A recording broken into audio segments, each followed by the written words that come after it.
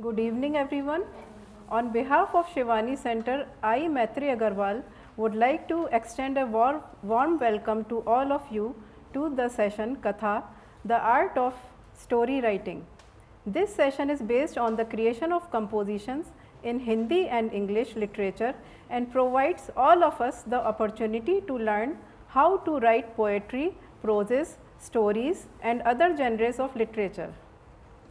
Today in this workshop, we have invited two speakers, Dr. Pankaj Chaturvedi ji, an eminent Hindi poet and critic who received the Bharat Bhushan Agarwal Memorial Award for Poetry and Devi Shankar Avasthi Award for Criticism, and Ms. Mamta Naini, an acclaimed English and Hindi writer and translator who has authored several books, many of which have gone for national and international awards. So, to start this evening, I would like to invite Professor Kantesh Palani to please come up on the stage and welcome everyone and make a few remarks regarding this workshop. Yes, very good evening everyone. सभी को कथा the art of story writing का स्वागत। और जिस तरह से बोलते हैं कला के कई रूप होते हैं, किसी का नाचना, गाना, लिखना, पेंटिंग करना, बहुत अलग अलग तरह के स्वरूप होते हैं। तो आज हम लोग जो लोग लिखते हैं उनको आज हम सुनेंगे, और सुनना भी बहुत बड़ी कला होती है, सुन के समझना, उसको अप्रिशिएट करना। तो मुझे अच्छा लग रहा है हम लोग इतने एटलीस्ट यहाँ पर हम लोग हैं जो इनको आई थिंक आज सुनेंगे। और पहले तो पंकज चतुर्वेदी जी, तो उनका पहले से बहुत स्वागत है। और इनका मैं इनके साथ इवेंट साझा करना चाह रहा था, तो इनको हम लोगों ने पहले वीडियो में बुलाया था, तो बोला था आप आधे घंटे के लिए यहाँ पे आके बात करिएगा। और कुछ ऐसा हुआ कि आधे घंटे का इवेंट उठा के 5 मिनट का हो गया, और उनको हमने बोला प्लीज़ ऊपर आइए। और उसके बाद एक फॉलोइंग इवेंट था, तो आके इन्होंने जैसे ही अपना आई थिंक मुख खोला, और इस तरह से लगा कि बिल्कुल मतलब जैसे नदी का प्रवाह आराम से इतना झिलमिल करता हुआ चलता है। और उनको फिर जैसे वो स्टेज से उतरे तो लोगों ने इतनी तालियां बजाई, उनको बोला नहीं आप वापस आइए। और उनका इतना अच्छे से मतलब वो अनुभव जो मुझे हुआ कि इनकी जो वाणी इतनी मधुर है, सब पे प्रभाव डाल देती है, तो बहुत अच्छा लगा उनसे। और उसके बाद है ममता नैनी जी, ये बहुत ही रिनाउंड ऑथर हैं, स्पेशली बच्चों के लिए लिखती हैं और रिसाइटिंग भी करती हैं उनके लिए। तो बहुत आपका स्वागत है। आई थिंक आपको आज हम सुनेंगे कि कैसे लिखा जाए, कैसे चीज़ों को समझा जाए।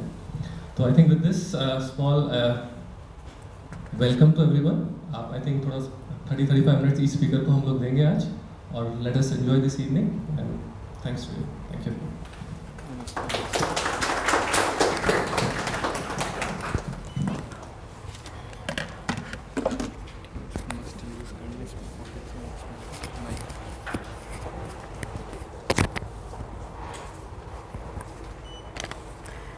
Thank you, Professor Balani.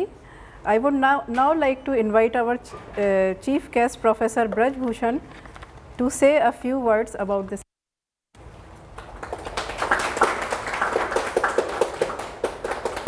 मैंने इस कमरे में पिछले कई सालों में इन्हीं क्लासेस लिए हैं, और इसके माइक की जरूरत नहीं। मुझे लगा कि इस कमरे में एटलीस्ट माइक तो मिलनी चाहिए। मुझे बहुत अच्छा लगा जब कांतेश पलानी जी ने मुझे बोला कि हम लोग ऐसा एक इवेंट ऑर्गेनाइज कर रहे हैं, और आप इसमें इसके उद्घाटन सत्र के लिए आए। और मुझे अच्छा इसलिए लगा क्योंकि मुझे लगा कि कम से कम श्योर है कि हर किसी के साथ होता है, लेकिन आप उम्र में जैसे जैसे आप बड़े होते हैं आपको लगता है कि आप ज़्यादा अनुभव वाले हो गए, और आपके बाद की जो पीढ़ी है उसके पास आपसे कम अनुभव है। जो ज़रूरी नहीं है, बट अमूमन ऐसा होता है।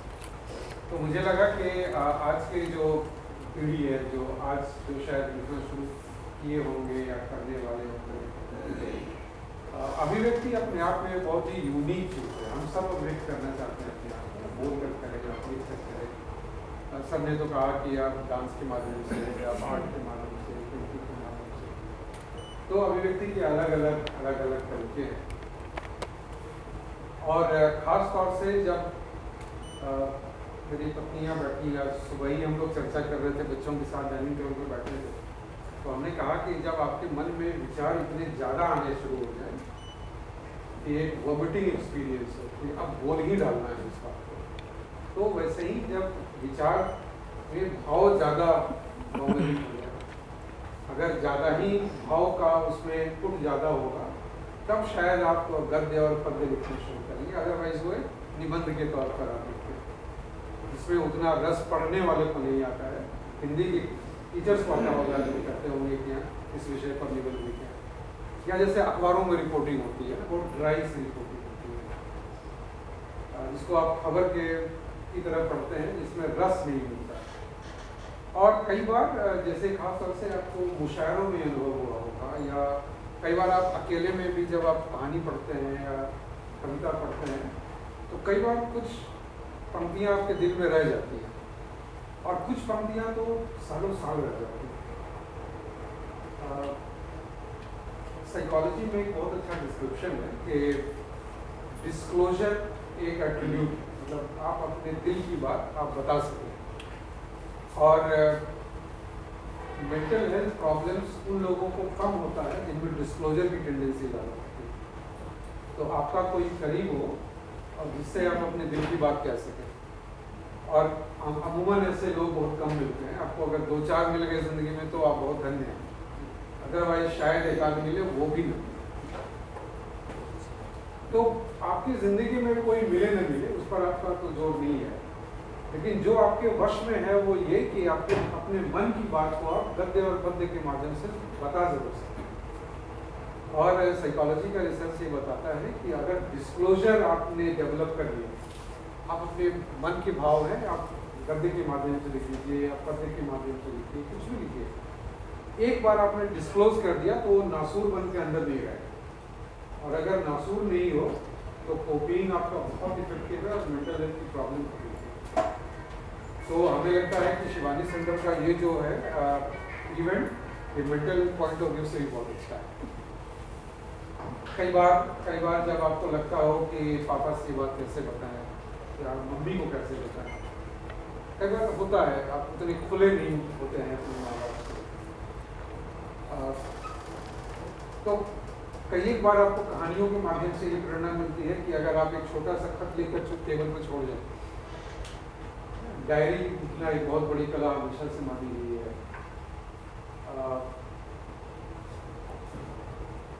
प्रेम प्रसंगों में कॉपी के ऊपर लिखना, नोटबुक्स के ऊपर लिखना कॉमन सी चीज़ मानी गई है।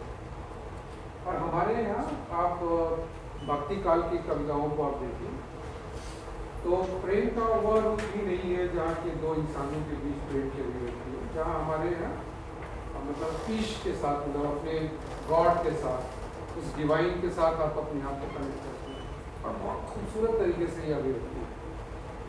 तो जब आप इस तरह की चीज़ें पढ़ते हैं तो आपको लगता है कि अच्छा, मतलब जो चीज़ हम इतने संकुचित दायरे में सोच रहे थे वो बढ़ करके इस स्तर तक का पहुँच सकता है। तो हमें लगता है कि साहित्य के माध्यम से अगर आप जुड़ते हैं, चाहे आप किसी भी कला को आप या महारत हासिल करें, और महारत हासिल करें न करें वो एक बात की बात है, बस एक सेल्फ सेटिस्फैक्शन हो कि मैंने अपनी बात कह डाली। हम श्योर हैं कि कई लोग ऐसे होंगे जिनको आपकी बात बहुत जचेगी। और मैं आप बस एक छोटी सी घटना आपको बताऊं, ये बहुत पहली पुरानी बात है, शायद मैं 11-12 का स्टूडेंट रहा हूँ। मुझे अचानक से जब मैं 8th क्लास में था तो मैंने एक मोहनलाल भास्कर एक ऑथर थे, उनकी एक किताब थी मैं पाकिस्तान में भारत का जासूस। ये किताब मैं 8th क्लास में था और मेरी स्कूल की लाइब्रेरी में थी ये किताब, और मेरे लाइब्रेरियन थे कैलाश सिंह उनका नाम। सर का नाम मुझे इसलिए याद रह गया कि सर ने बहुत विषम टास्क मुझे दिया था। वो देखते थे कि मैं अक्सर आता था और बुक इशू कराता था लाइब्रेरी। तो उन्होंने मुझसे कहा कि जो भी बुक पढ़ोगे उस पर एक पैराग्राफ लिख करके दोगे लाइब्रेरी। तो मैं चाहूँ न चाहूँ मुझे बुक पढ़ना ही पड़ता था।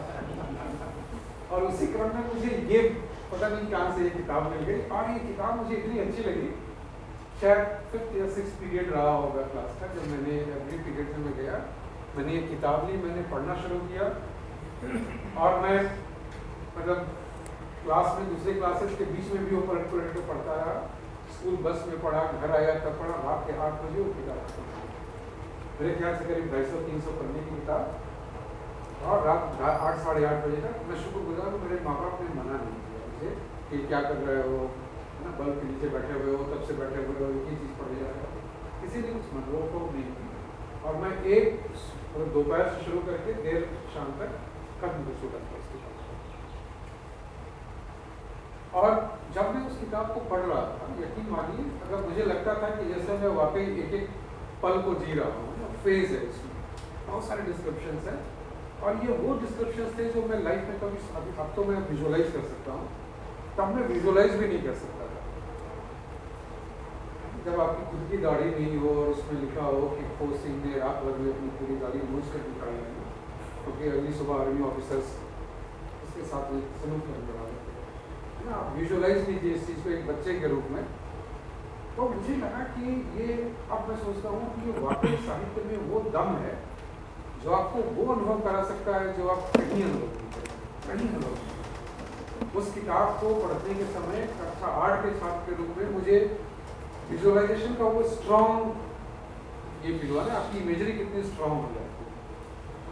और वहाँ से लेकर के जब आप अलग अलग तरह की विधाओं को पढ़ते हैं, चाहे वो भाषा कोई भी हो, आपको थोड़ी बहुत अगर वो भाषा आती है और आप पढ़ते हैं और आपको उसमें आनंद आता है, धीरे धीरे आप जैसे ग्राइंडर में आप जूस निकालते हैं, उसी तरह से आपने कुछ कहानी पढ़ा और सार संक्षेप, और बाद में आपको बहुत अच्छा लगता है अपने आप को अभिव्यक्त करना और दूसरी की अभिव्यक्ति को अप्रिशिएट करना, आत्मसात करना।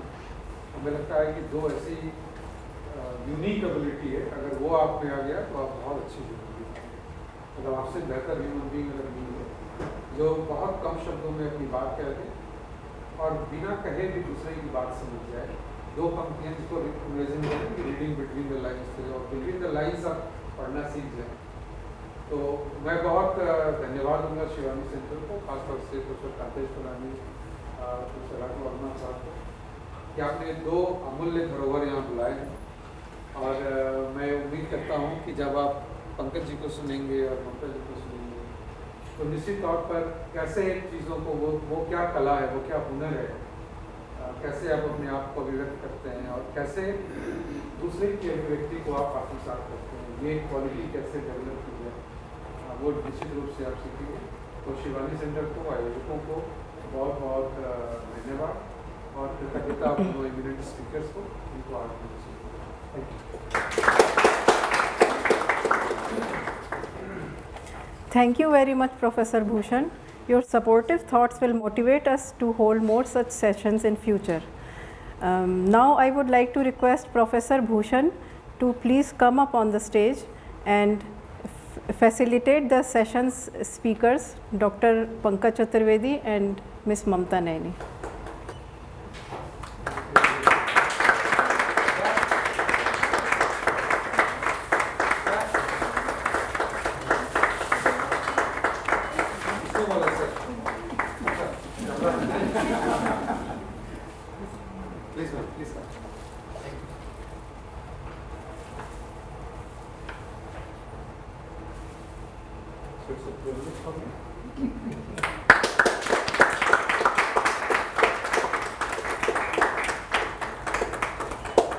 I would like to invite Professor Balani to kindly felicitate Professor Braj Bhushan.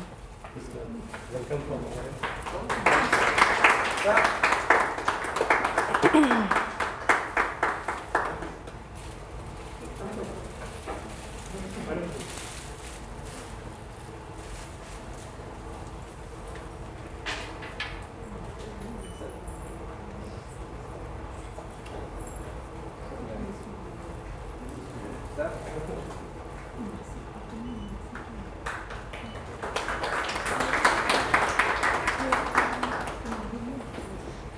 Literature is a form of art. It is like a mirror that humans hold up to the world and to themselves. It can tell us who we are, who we were, and who we might be in future. No matter how odd we feel, no matter how alone we are, there is a writer inside every one of us with whom we feel kinship. So to find that innovative writer in ourselves, let's get ourselves immersed in the magic of writing compositions and unleash our creativity.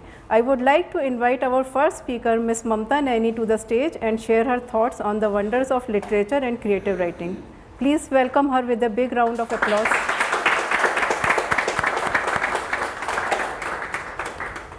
Thank you everyone for having me here, and it's my great pleasure to be here and talk to you guys about something that's really close to my heart, which is children's literature, how to write effective children's literature, and a writer's role in children's literature. So I will start by talking a little about children's literature and how to write, not really good, because there's no one definition of good. We can only talk about effective children's literature. But before that, I would like to start by talking a little about कि कहानियाँ जो हैं हमारी ज़िंदगी में क्यों ज़रूरी हैं. तो कुछ तो बहुत ही बेसिक उसके कारण हैं कि कहानियों से, जैसे कि सर ने कहा कि कहानियों से जो हमारी इमेजिनेशन जो है वो एक्सपैंड होती है, हमारी कल्पना शक्ति जो है वो बढ़ती है. कहानियाँ जो है उनसे, खास करके बच्चों के लिए कहानियाँ जो है उनकी क्यूरियोसिटी, उनकी जो जिज्ञासा है उसको जो है एक्सपैंड करती हैं. When children read more, they want to know more. Language development होता है, ऑफ कोर्स जो भाषा का ज्ञान है वो पढ़ने से बढ़ता है. पर मुझे लगता है जो कहानियाँ जो सबसे ज़रूरी चीज़ जो करती हैं वो ये करती हैं, जैसे एक अमेरिकी लेखक जिनका नाम है डॉक्टर मुरीन सेन्स, उन्होंने बहुत एक अच्छी चीज़ कही है. उन्होंने कहा है कि कहानियाँ जो हैं वो खिड़कियाँ हैं, दरवाजे हैं और आईना है. Stories are windows. Can we have the next slide? So stories are windows, sliding doors, and mirrors. So we'll look at all these three things one by one. So how are stories really windows? अगर कोई इसके बारे में कुछ बोलना चाहे तो. Yes. We can peep into another world. Yes, exactly what sir also said कि अगर जब उन्होंने as a young child when he read about this detective, वो world से वो परिचित नहीं थे. It was a very unfamiliar world to him, but he got a peep into this world that he was very unfamiliar with. And we get peep into lives of people who are not there in our immediate ecosystem. तो एक जो जिनको जानते हैं उनके बारे में भी हमें पता चलता है. तो that's how stories are really windows. How are stories sliding doors?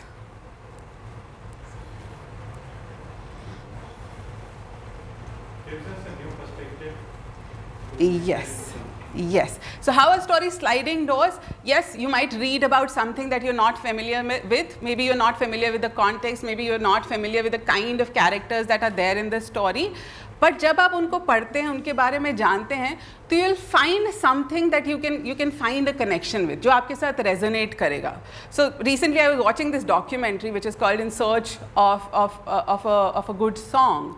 You know, so it's a documentary where there are interviews of all these different musicians and people who create all these musical instruments. There were interviews of archaeologists, and the only quest that the documentary had was, is there a universal song? क्या कोई ऐसा song है that kind of currents through the entire humanity?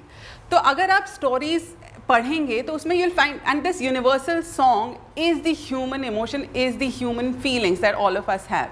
So even when you read stories about contexts that are very alien to you, even when you read stories about people that are not there in your immediate ecosystem, you find something that connects to you. तो वो जो है उस, and when that happens, you can kind of open this sliding door and you become a part of that other world. आप उसका जो है एक हिस्सा बन सकते हैं. When you start finding that point of identification with the character or with the story, then the story becomes a sliding door. Then you can enter that world. I'll give you an example with one of my books. So this is a book that I've written. It is called Sadiq Wants to Stitch. And the story is actually set in Kashmir. And there's this tribe in Kashmir, a nomadic tribe called the Bakarwals. तो ये जो बकरवाल जो community होता है, ये सर्दियों में जो है ये प्लेन्स में आ जाते हैं और गर्मियों में ये जो है माउंटेन्स में चले जाते हैं. It's basically a shepherd community, that's why they are called the bakarwals. बकरी शब्द से जो है बकरवाल आया है.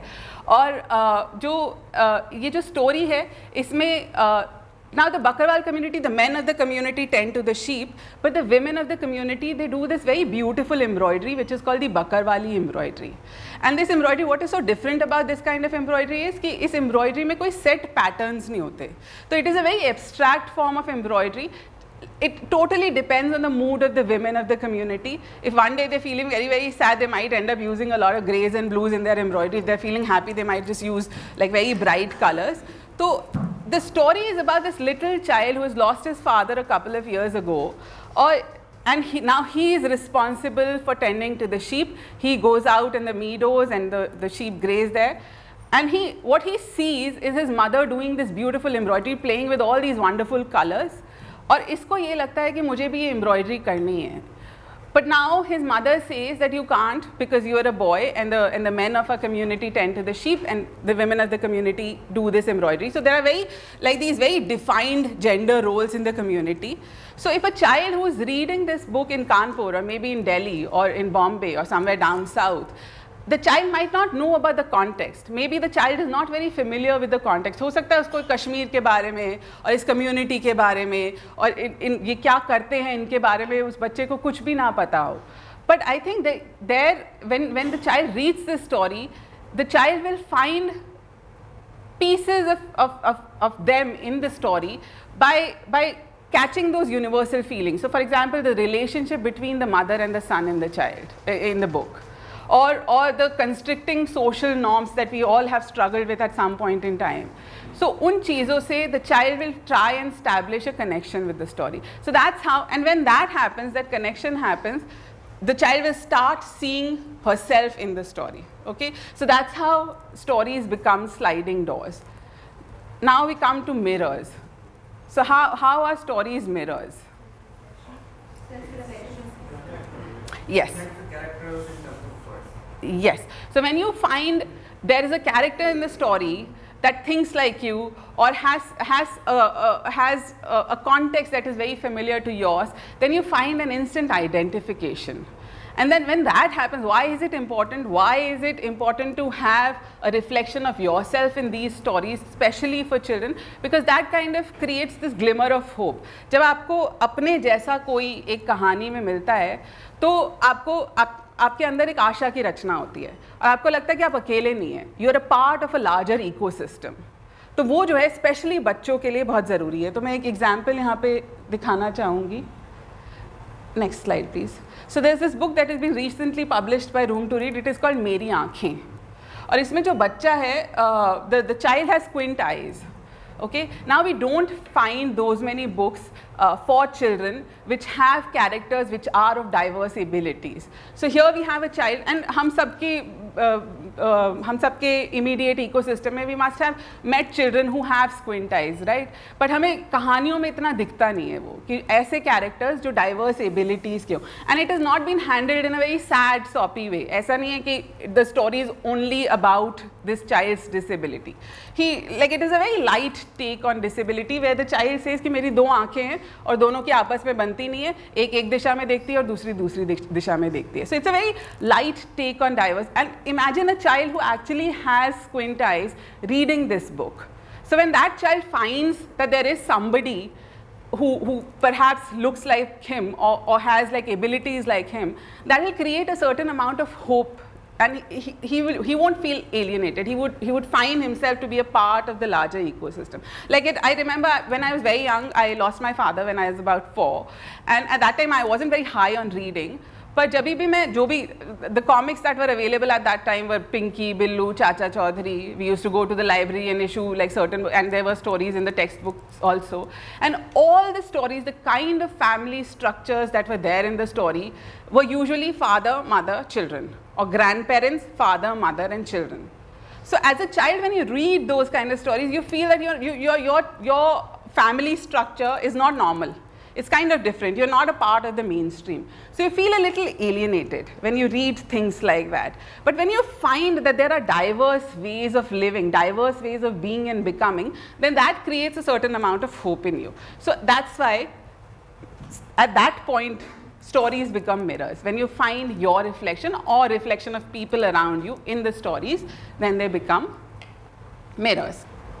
Okay, so now we come to what is good children's literature. तो जैसे मैंने बोला कि एक परिभाषा, एक अच्छा बाल साहित्य होने की कोई एक परिभाषा तो है नहीं. We all come from different backgrounds, हम सब की पृष्ठभूमियाँ अलग अलग हैं, हम अलग अलग जगहों से आते हैं. तो एक डेफिनेशन तो अच्छे की हो नहीं सकती है, पर कुछ चीज़ें ऐसी हैं जिनको हम देख सकते हैं, जिनको हम समझने की कोशिश कर सकते हैं. That's how we can really kind of create that thing whether it's a good children's literature और नॉट. तो अगर हम चिल्ड्रंस लिटरेचर को देखें तो उसके दो पार्ट्स हैं. First is children and then literature, बाल और साहित्य. तो अगर हम बाल को देखें, if we look at the children who we are writing for, so who are these children? It is very important to think about who these children are. कहाँ पे हैं वो, क्या उनकी जो what are their struggles, what are their aspirations, what are their joys, what are their struggles, what do they wear, what do they eat. So as a children's writer, it is important to think about these children who we are writing for.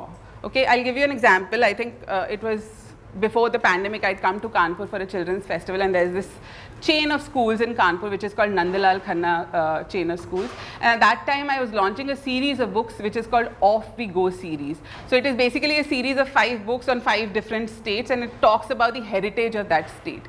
उस state का जो build heritage है, जो cultural heritage है, जो food है, उसके बारे में ये 5 किताबें हैं. And I was doing a workshop with children and I asked them कि अगर मुझे कानपुर पे अगर कोई एक किताब लिखनी है तो what are the things that you would suggest. मैं कहाँ जाऊँ, मैं क्या खाऊँ, where do I shop. So I wanted to kind of, and when I asked them this question I already had expected certain answers in my mind. So I was thinking maybe they'll tell me कि go to the Ganges, leather की shopping कर लीजिए, ठग्गू के लड्डू खा लीजिए, बदनाम लस्सी P लीजिए. So I already had these answers in mind when I posed this question to the children. But one girl raised her hand and she said, I said, where do you think I should go to eat? Like, is there a good place where I can eat? So she said, we have a McDonald's right next door, and maybe you should go to McDonald's. It's a huge McDonald's. The burger is very tasty. Why don't you go there? So जो ये जो gap है कि हमें जो लगता है कि बच्चों के लिए क्या एस्पिरेशनल है या क्या जॉय है या क्या हैप्पीनेस है, उनके क्या एक्सपेक्टेशंस हैं, उसके बारे में सोचना मुझे लगता है कि थोड़ा ज़रूरी है. And to kind of have that contact with the children, it is important to interact with children. When I usually write, I think of my self, I usually write for me as a younger self. Like when I was small, the kind of things that I used to think at that time. But it is also important to get things in perspective by interacting with children who are there now. Okay, so it is important to talk to them and not with an agenda, not with thinking कि अच्छा इससे एक story निकल के आएगी, but just in general be in touch with children. Okay, अब ये भी है कि जब हम बच्चों के बारे में बाल साहित्य में बात करते हैं तो बच्चे भी 2 तरीके से आते हैं. एक तो बाल जो बच्चे जो है जिनके लिए हम लिख रहे हैं, but also the child characters in the book. So उन दोनों के बीच में the child character in the book, the character and child reader, उन दोनों के बीच में the story is only successful when you can establish a contact, when you can establish a dialogue between the child reader and the child character. When that doesn't happen, then the story I feel is not successful. तो इन दोनों के बीच में ये जो संवाद है, जो पाठक है और जो पात्र है, उसके बीच में हम संवाद कैसे स्थापित करें, I think that is the biggest challenge for a writer. Okay, तो इसके भी कोई ऐसे नुस्खे तो है नहीं कि ये करने से जो है the contact between the reader and the character would automatically come alive. So that is not going to happen. But कुछ ऐसी चीज़ें हैं जिनके बारे में हम again we can think about those things. So the first thing, as I told you, like if you find your reflection in the book, then obviously there is an instant connection there. अगर आपको story में अपना अक्स नज़र आए उस कहानी में, तो एक instant connection आपका उस स्टोरी से हो जाता है. दूसरा जो है वो ये है कि अगर वो स्टोरी आपको कुछ ऐसा दिखाए या ऐसा बताए कि आपको लगे कि अरे इसके बारे में मैंने ऐसा तो सोचा ही नहीं था. If it takes you on an imaginative sort of a journey and it gives you a new perspective about things कि this is not how I thought. If the story does that, then I feel the story is successful. So this is a story which has been translated from French. It is called This is a Poem That Heals Fish. Okay, so the title itself I feel is very very intriguing कि ये एक ऐसी कविता है जो मछली को स्वस्थ कर सकती है, मछली को ठीक कर सकती है. So when a child reader looks at the title of the poem, it is very very intriguing कि ये क्या है, ये ऐसी कौन सी कविता है जो that can heal a fish. So basically it is a story about this character whose name is Arthur, और उसका एक पेट मछली है. He has a pet fish and the fish is not moving. It is in the fish bowl and the fish is not moving. So this child Arthur is thinking that maybe the fish has died, okay, or maybe the fish is sick, and he is thinking that the fish is sick because of boredom. The fish is dying of boredom, okay, and he asks his mother, my fish is dying of boredom, what do I do? अपनी mummy से वो पूछता है कि मेरी जो मछली है वो बोर्डम के मारे, बोरियत के मारे मरने वाली है, what do I do? And the mother tells him, give the fish a poem. उसको entertain करो with a poem. Now this little child Arthur does not know what a poem is. उसको ये पता ही नहीं है कि poem क्या है. और उसकी मम्मी जो है, she is on her way out, she is going for her music lessons. तो बस ये बोल के कि ये जो है मछली को एक poem दो, वो निकल जाती है. Now Arthur looks everywhere in the house to find what a poem is. और उसको he looks beneath the bed, in the cookie jar, on top of the table. He can't find a poem anywhere. And then he decides कि मेरे neighborhood में there are all these people, maybe I should ask them what a poem is. So such a beautiful way to tell children, because poetry in itself is a very abstract, very amorphous concept. How do you tell children what poetry is? It is very difficult even for poets to tell what poetry is, because it does not, when you set out to write a poem, you can never write a poem, right? So ये जो है, then he goes to this bakery shop, there is this baker, and he asks the bakery woman, Mrs. Round, what is a poem, Mrs. Round? And Mrs. Round says, I don't know much about that, but I know one thing, and it is like, the poem is like a fresh bread. When you eat it, a little is always left over. What a beautiful way to say what a poem is. Whenever you read a poem, it stays with you, right? A little is always left over. Next slide, please. Then he goes to a sculptor and he asks, Mahmood, what is a poem? And Mahmood says, a poem is when you hear the heartbeat of a stone. Okay, next slide, please. And then he asks his grandmother what poem is. And the grandmother says, when you put your old sweater on backwards or inside out, you might say that it is new again. A poem turns words around upside down and suddenly the world is new. So poem uses the same words that are used by maybe a shopkeeper, maybe an ironsmith, maybe a teacher. But how do poets use the same words to create poetry? Yeah, so they use the same words and they turn it around and then we have a poem. He goes to his grandfather and asks what a poem is, and the grandfather says, a poem, well, it's what poets make, even if the poets do not know it themselves. So he says poetry is what poets create, but even poets don't know when a piece of poetry has happened. And then by the end of it, Leon does not find a poem, but Arthur, the character, does not find a poem, but what he gives to the fish is all these things that all these different people have told, and that becomes a poem. So what a beautiful, beautiful way of telling a child what poetry is. And you know, when you read this book, you'll find yourself thinking, अच्छा, मैंने तो poetry के बारे में ऐसे कभी सोचा ही नहीं. So when that happens, then I feel a piece of writing is successful. Next.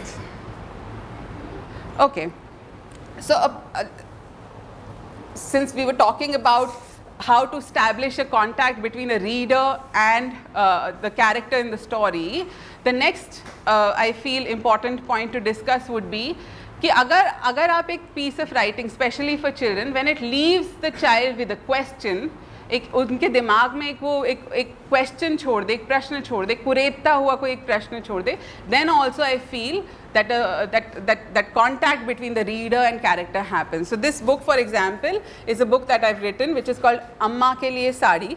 It is a story which is set in Kota. It is set in a small little village called Kaithun in Kota. और वहाँ पे जो होता है कोटा दोरिया साड़ियाँ जो है वो बनती हैं, which is a very fine sort of a cotton, जो गर्मियों में बहुत अच्छी होती हैं गर्मियों के लिए.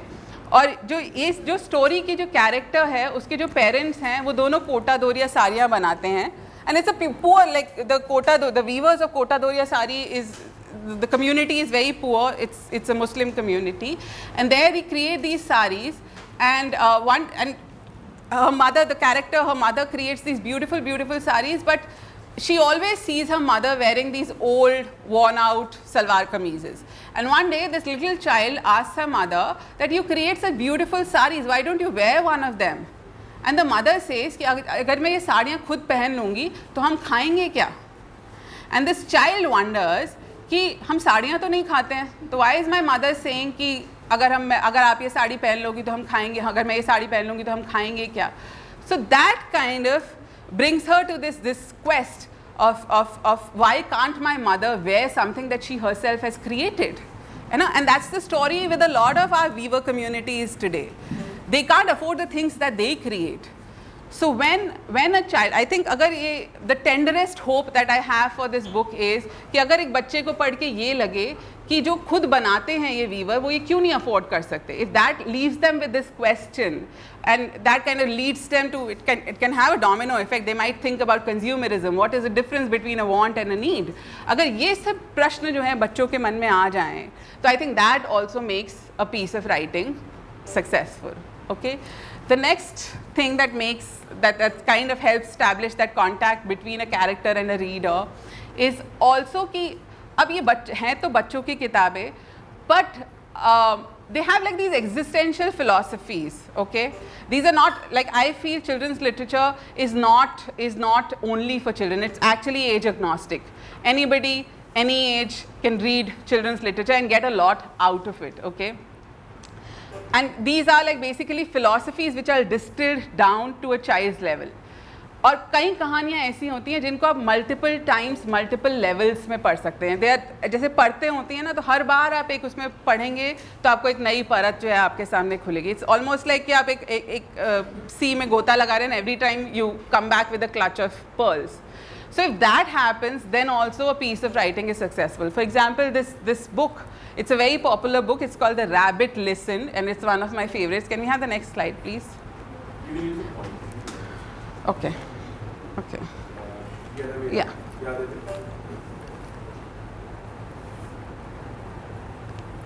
Okay. So this is a story about this little child whose name is Taylor, and he has some blocks and he's trying to build something. Okay. One day Taylor decided to build something new, something special.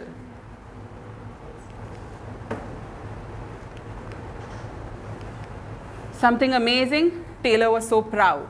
So now he's trying to build this structure with a set of blocks or yeah, next slide please. Yes.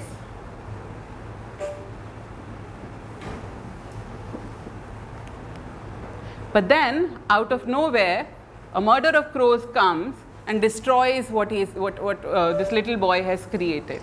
Now the story is about, on the surface it is a very simple story about this little child who's trying to build something with the blocks. Crows come, destroy everything that he has created. Now one by one all these different animals come to him and they give him advice. Okay, and the advice that they give this child is very intrinsic to the characteristics of that animal. So for example, the chicken comes and the chicken says, can we have the next slide please? And the chicken says, cluck cluck, what a shame, I'm so sorry this happened to you. Let's talk about it. So it's a chicken, so the chicken is trying to tell the child, let's just talk about it. Whatever happened, I know like whatever happened is very sad, but let's just talk about it.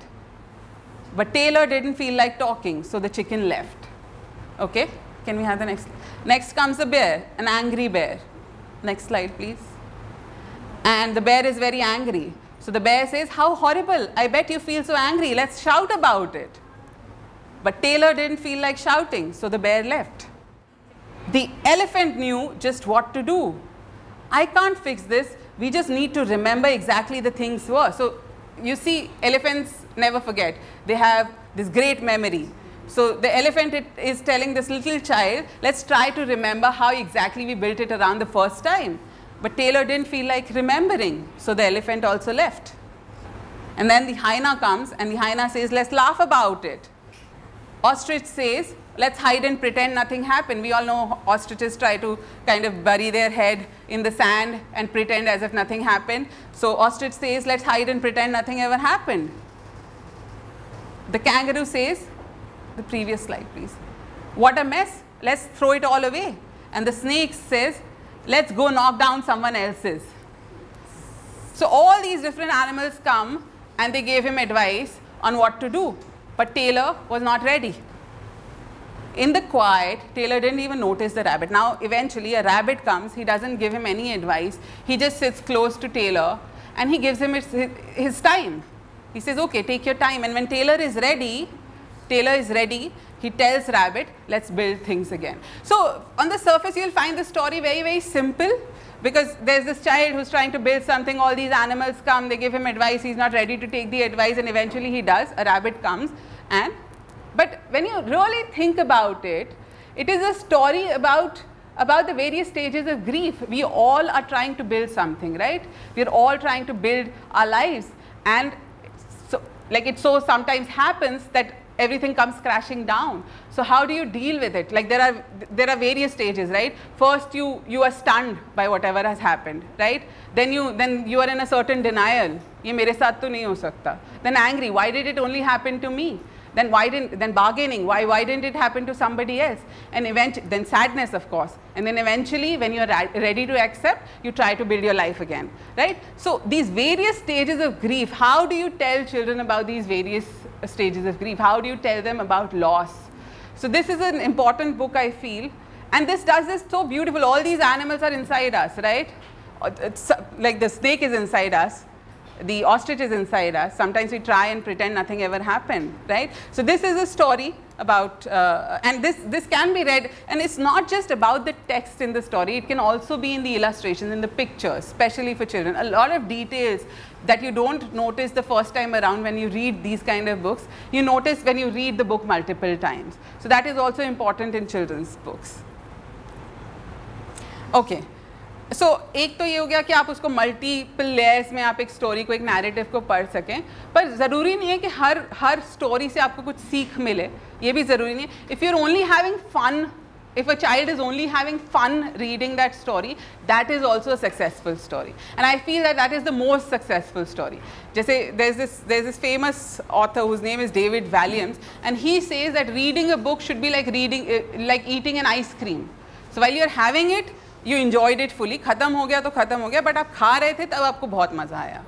So that is also consideration. How do you make the narrative fun for children? That when they read that book, they enjoy it very much. So for example, I have this book which is called No David No, which is about this little child who's doing all this masti, and like her parents always tell him no David no, and that's about it. That's the whole book. It just has like a very few words every time and there's a parallel narrative. Okay, so the child is doing something that he's not supposed to do, okay, and he is having fun, and the parents are saying no David no. Okay, so these kind of books also work very well with children. Now there are certain books जिनमें जो the emotional needs of a child are fulfilled. Okay, there are certain feelings that we all feel. And recently I was doing this workshop in Neve schools, which is a chain of schools in Bangalore, and I was doing this workshop on feelings. Okay, so I was talking to children about happiness and about excitement and about nervousness and about joy. And then I asked them, and we started talking about sadness, and I asked them, what do you think sadness tastes like? So there was this child who raised her hand and she says, sadness tastes like mud. Okay, there's another one who said, sadness tastes bitter. Okay, I asked them, what does sadness look like? So they said, sadness looks like this grey cloud. Okay, that might rain any time. What does sadness feel like? It feels like the stone in the pit of my stomach. Okay, so children feel all these feelings that we are all feeling. They are the living, breathing, experiencing the same world as we are. But only because we are kind of scared to talk about these big feelings with children. Sometimes we don't. Okay, but children really enjoy reading books which sort of talk to them, which talk to their inner feelings. So there's this book called The Sad Book, which has been written by Michael Rosen, and it is a best-selling book, and the name of the book is The Sad Book, and children buy it. Okay, so this book, can you have the next slide please? So this book, this author Michael Rosen wrote when he lost his only son. And here he says, so there's this picture, this is the first illustration in the book, and it says, this is me being sad. Maybe you think I'm happy in this picture, really I'm sad, but pretending I'm happy. I'm doing this because I think people won't like me if I look sad. So now I think it is a very important book to kind of create that emotional intelligence in children, where if somebody is looking sad, that does not mean that he is really sad, or if somebody is looking happy or smiling, that does not mean that they are happy from the inside. So how do we give that sort of a emotional intelligence to children? I think this could be really a primer in doing that. So books like these also, which talk about feelings, which talk about all these big things that children feel, they also kind of help establish this contact between the reader and the character. So as you like, can we have the next slide please? Okay, so this was about one part which is about the children in children's literature. Now if we move to the literature, then the craft of writing is also important. When we are writing for children, क्या हम उसमें नयापन ला रहे हैं वो भी बहुत ज़रूरी है, and that नयापन could be in both form and content. What kind of form are we giving our writing? उसका idea क्या है, basic idea क्या है, what is the content in that writing? These kind of make up for the craft of writing, and this is also important. So for example, there are many poems which talk about sardi, right, about winter. Okay, but I remember this poem which has been written by Safdar Hashmi, and he says, "Itni sardi kisne kar di, ande ki jam jaye zardi." So there are of course a lot of poems on winter, and they talk about dhoop sekna, sweater pehenna, sweater bunna. But to use an expression like that, कि इतनी सर्दी किसने कर दी, अंडे की जम जाए जर्दी. So that's a very fresh kind of an expression. तो वो freshness हम कैसे ला रहे हैं children's writing में, or literature in general, that is also important. Like there's this another poem that I remember which is called Gadbad Ghotala, and children really enjoy it. They have a blast when they listen to this poem. It's called Gadbad Ghotala, and it goes something like, ये कैसा है गड़बड़ घोटाला, चाबी के अंदर है ताला, कमरे के अंदर घर है और गाय में है गौशाला. So in the first instance, children feel it's a nonsensical sort of a poem, right? कमरे के अंदर कैसे घर हो सकता है? But when you really think about it, छोटी चीज़ में एक बड़े का वास होना, like how Tagore sort of puts it, how to see the entire universe in a dewdrop. So that idea, how do you communicate with children? So how do you bring that, your craft into it, is also a big part of doing children's literature. Yes. Okay, so now like I shared a lot of like my favorite books with you and some spreads from those books, and now I feel like you would all think that children's literature is not actually a bachkana sort of a thing. It is actually a big deal, and it kind of distills like these big philosophies for a child at their level. So this is the shortest story that is ever written. It is credited to Hemingway, and it goes something like, "For sale, baby shoes never worn." Okay, so why is it's actually a flash fiction? Because it kind of, it's a story because it makes you think, right? Who is this baby? Why were the shoes never worn? Why are they for sale? Right? So it's exactly what happens with children's literature as well. We give them like this much of a story, and then they start building on those words, and they create their own worlds, right? They put their imagination to those words, and they create this huge story for themselves. So I have this small little activity for you. You don't have to share like whatever you think right away. You can take your time. So if you had to kind of write a memoir, an autobiography of yourself in about 6 to 8 words, and that sort of leads us into your life and tells us about your life, what would those 7 or 8 words would be?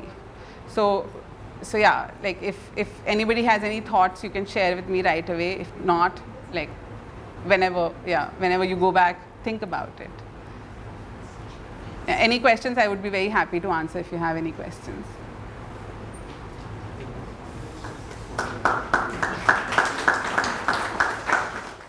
Thank you, Ms. Mamta, for your wonderful and impressive presentation. इस कार्यक्रम को आगे बढ़ाते हुए अब आप सबको ले चलते हैं हिंदी साहित्य की ओर। साहित्य को समाज का दर्पण कहा जाता है। साहित्य एक विशाल आकाश की तरह है जिसमें अलग अलग रंग के बादल हैं और हर बादल का अपना महत्व है। कोई पानी बरसाता है तो कोई डराता है, तो कोई इंद्रधनुष बनाकर हमारे सामने रख देता है। उसी साहित्य रूपी आकाश का एक हिस्सा हैं हमारे इस कार्यक्रम के मुख्य वक्ता आदरणीय श्री पंकज चतुर्वेदी जी। एक बार करतल ध्वनि के साथ हम उनका इस सभा में स्वागत करते हैं। मैं निवेदन करूंगी श्री पंकज चतुर्वेदी जी से कि वे मंच पे आएं और हिंदी साहित्य के विषय में अपने विचार साझा करें। सम्माननीय प्रोफेसर बालानी जी, कांतेश बालानी जी और प्रोफेसर अर्क वर्मा जी, ममता नैनी जी, जो अभी बहुत अच्छा उन्होंने अपना वक्तव्य दिया, और सभी दोस्तों। अभी मुझे इन्होंने मैत्री जी ने इनवाइट करते हुए एक शब्द इस्तेमाल किया, आदरणीय। तो मुझे हरिशंकर परसाई एक बहुत अच्छे राइटर हुए, बड़े राइटर हुए हिंदी के, उन्होंने उनका एक सेंटेंस याद आ गया कि लेखक को आदरणीय होने से बचना चाहिए। और उसकी आगे की पंक्ति है, आदरणीय हुआ कि गया। तो आज सुबह पढ़ रहा था, गालिब का एक शेर है, देखना तकरीर की लज्जत, कि जो उसने कहा। तकरीर यानी जब आप बोल रहे हैं, तकरीर का मतलब है आपकी स्पीच, आपका कोई वक्तव्य या कोई बयान या संबोधन या जो भी बात आप कह रहे हैं। यहाँ पे जो गालिब का आशय है वो राइटिंग से है, कविता से है, कहानी से भी है, शायरी से है। देखना तकरीर की लज्जत, लज्जत का अर्थ है खुशी जो मिलती है किसी रचना को पढ़ के या सुन के। देखना तकरीर की लज्जत कि जो उसने कहा, मैंने ये माना कि गोया ये भी मेरे दिल में है। तो जो अच्छी कहानी है, अच्छी कविता है, अच्छी बात है, उसको सुन के हमको लगता है कि ये हम कहना चाहते थे, जिसको इन्होंने कह दिया। ये बात मेरे दिल की बात है। मतलब अभी एक शब्द चल रहा था, प्रोफेसर बृजभूषण जी जब बोले तो वो मन शब्द चल रहा था, मन की बात। तो मैं दिल की बात प्रेफर करूँगा उसकी तुलना में, कि उसको सुन के या पढ़ के लगे कि ये मेरे ही दिल की बात है जो इस राइटर ने कही है। तो आज का जो टॉपिक दिया गया है कहानी को लेके है, थोड़ा ज़्यादा इसका। तो कहानी में उसके बारे में कुछ मेरे अनुभव हैं, ख़यालात हैं जो आपसे शेयर करूँगा। तो उसमें सबसे पहले ये है कि किसी का ये स्टेटमेंट है, बहुत मशहूर है, या ऐसा बताया जा रहा है कि ऐसा हुआ। हो सकता है पूरा इमेजिनेशन हो सकता है, एग्जैक्टली कुछ और हुआ हो और उसमें कुछ और जोड़ दिया गया। लेकिन जोड़ दिए जाने के बावजूद उसके बाद भी वो बहुत सच्चा लगता है कि ऐसे ही हुआ, लेकिन वो वैसे हुआ नहीं। कुछ एक दो उदाहरण मैं आपके सामने रखता हूँ। कुछ एग्जाम्पल्स हैं जो बड़े इंटरेस्टिंग। जैसे एक एग्जाम्पल है महाभारत की। महाभारत में एक कहानी दुष्यंत और हमारा देश तो कहानियों का देश है, और हमारे देश में दो टेक्स्ट ऐसे हैं जो आज भी बहुत ज़्यादा पॉपुलर है। एक है महाभारत, दूसरा है रामायण। और जितनी भी इंडियन लैंग्वेजेज हैं, भारतीय भाषाएं हैं, उनमें इनको आधार बना के नॉवेल्स लिखे हुए हैं, कहानियाँ लिखी हुई हैं, कविताएं लिखी हुई हैं, बहुत ज़्यादा। रामायण महाभारत पर आधारित आपको हर भारतीय भाषा में कहानियाँ मिलेंगी, कविताएं मिलेंगी, नए नए इंटरप्रिटेशन मिलेंगे। हर पीरियड में, आधुनिक काल में भी आपको रामायण के लिखने वाले राइटर्स मिलेंगे, कवि मिलेंगे। और वो क्या करते हैं कि जो कहानी पहले से चली आ रही है उसमें कुछ जोड़, कुछ बदल। ऐसा एक उदाहरण अगर देना हो, महाभारत का मैं आपके सामने रखता हूँ। वो उदाहरण मैं टाइम का कोई आइडिया नहीं देता आपको, ज़्यादा बोल रहा हूँ तो मुझे रोक दीजिए, क्योंकि मैं किसी शेप में नहीं अनुशासन नहीं। तो मैंने महाभारत की एक कहानी दुष्यंत से, वो तपस्या कर रहे हैं, उनकी तपस्या से देवताओं के जो राजा थे इंद्र, उनको प्रॉब्लम हुई कि ये आदमी इतना ऊंचा ना उठ जाए कि हमारे लिए खतरा हो जाए। तो एक अप्सरा भेजी गई, उसका नाम था मेनका। उसको कहा गया कि आप इनकी तपस्या भंग कर दीजिए। उसमें वो कामयाब हुई तो विश्वामित्र का मेनका से समागम हुआ, जिससे एक बच्ची पैदा हुई। और अप्सराओं के बारे में ये था कि वो बच्चियाँ पालती नहीं थी, पहले तो शादी नहीं करती थी, तो बच्ची या बच्चा कोई भी होगा उसको पालेंगी नहीं वो, तो उसको उन्होंने एक घोंसले में छोड़ दिया, पक्षियों का घोंसला था। तो शकुंत जो है पक्षी को कहते हैं, तो पक्षियों का एक घोंसला था जिससे एक बच्ची के रोने की आवाज़ आई। तो वहाँ एक ऋषि थे कण्व, जंगल में, वो जाके उस बच्ची को घोंसले से उठा लाए, उसको पाला पोसा बड़ा किया, उसका नाम रखा शकुंतला, क्योंकि पक्षियों के घोंसले से वो उनको बरामद हुई थी, हासिल हुई थी। अब तो पुलिस वाले बरामद करते हैं, लेकिन बरामद शब्द बहुत पुराना है। बरामद का अर्थ है कि हमें ये रचना बरामद हुई या खत बरामद हुआ, ये भी कह सकते हैं। तो वो लड़की बड़ी हुई और बहुत खूबसूरत थी। वो ऋषि के आश्रम में बड़ी हुई और राजा दुष्यंत ने वहाँ आके एक दिन आखेट के लिए, जो वो हिरणों का शिकार करते थे राजा लोग आके, शौक होता था उनका, तो जंगल में उन्होंने उस लड़की को देखा और वो राजा थे। तो राजा का क्या है, वो कभी भी कोई किसी से आकृष्ट हो रहा है तो वो चीज़ चाहिए उसको, और उसको छोड़ भी सकता है कभी भी बिना कोई वजह बताए, बिना किसी रिस्पॉन्सिबिलिटी के। जो तुलसीदास ने कहा कि समर्थ जो होता है, समर्थ पे कोई दोष नहीं लगाता है, दोष तो असमर्थ पे लगाया जाता है। और आप बहुत सारी बातें जानते होंगे, मुझे बताने की आवश्यकता नहीं। तो वो उस पर आसक्त हुए, उस लड़की पे, और उससे उन्होंने तुरंत वो प्रपोज कर दिया कि मैं शादी करना चाहता हूँ। जितने राजाओं की कहानियाँ हैं उसमें एक प्रपोजल आएगा। दशरथ कैकेयी पर मोहित होके प्रपोज कर दिया उन्होंने।